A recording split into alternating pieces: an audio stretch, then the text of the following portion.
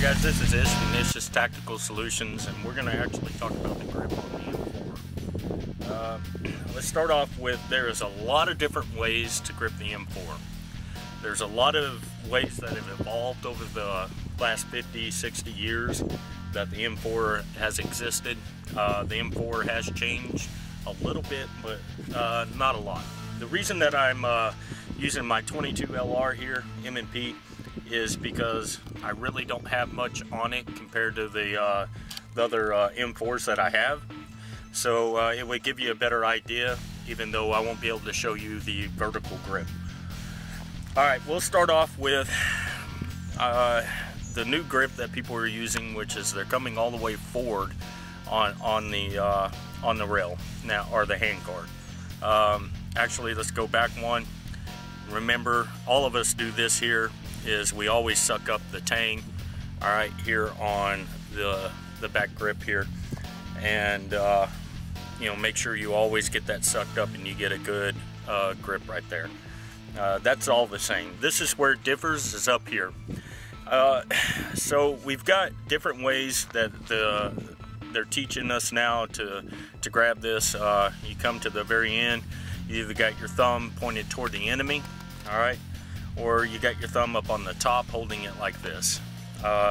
There's a lot of good reasons that they come up with for using this, and you know, I know that this isn't going to be the most popular thing to say, but I actually don't agree with it.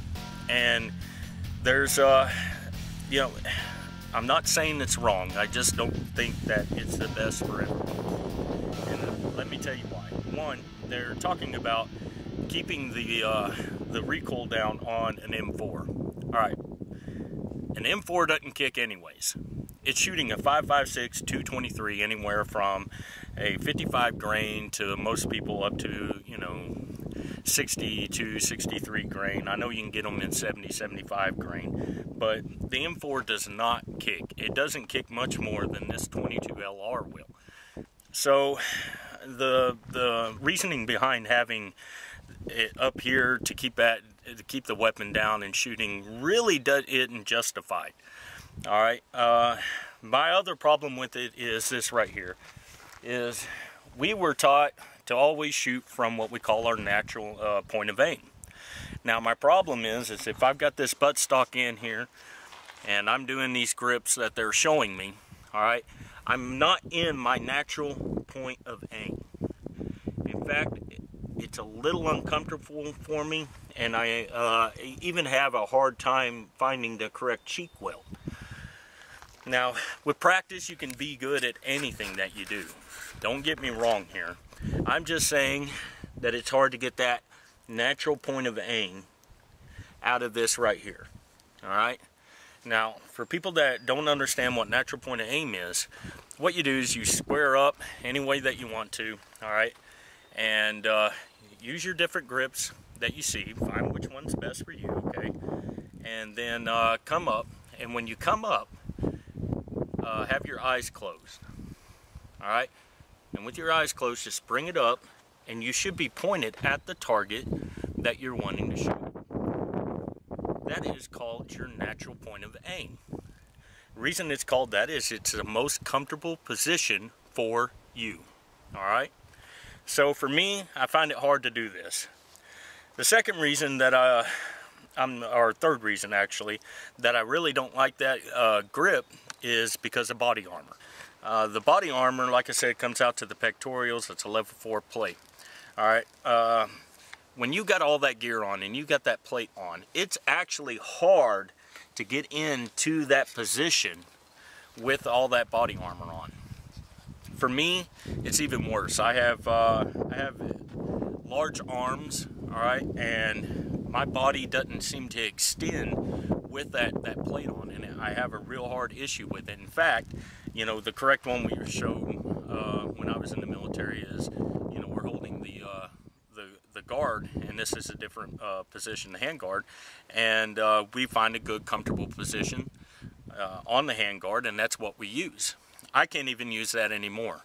What I do is I come back to the magazine, and the reason I come back to the magazine is because of the size of my arms. I cannot get a good, comfortable position. Alright, so let's go back to this in one more time. Another thing that I have a problem with on this is my when we're doing CQB. Now, we're more likely to have that weapon up. And most of the time what we're doing is we're following, or we're not following our sights, but we're looking just over our sights in CQB. Alright, so we're in this position right here. Alright, it's a little bit harder, and I almost got to slant my weapon downward in a not so much of a vertical position to ensure that I don't flag one of my buddies. Alright, for me, it's just easier to follow it, and then I can come up and down as I need to. Alright, I follow, or I'm just above my sights as I'm moving. Alright, and if I come up to my buddy, I can come down. Alright, I come back to a firing position just like this. So it's a lot easier for me to go into those positions. I'm not saying that this new way of holding the grip is wrong. I'm just saying I don't exactly agree with all the reasons for it. Another thing is 10-15 years ago we came up with the vertical grip. Vertical grip is a great tool for the M4, and I actually like using those. I usually have mine a little bit further back because just like I said, being able to get in my natural aim point.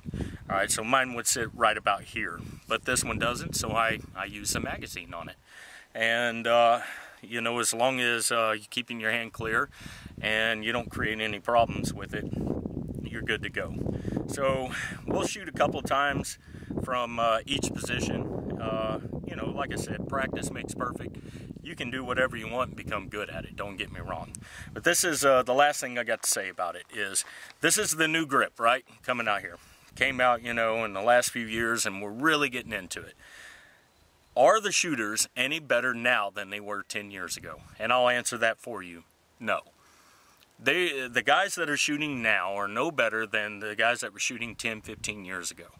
Alright, we've about evolved as much as we can on how well we shoot. It's all the evolution of the gun now.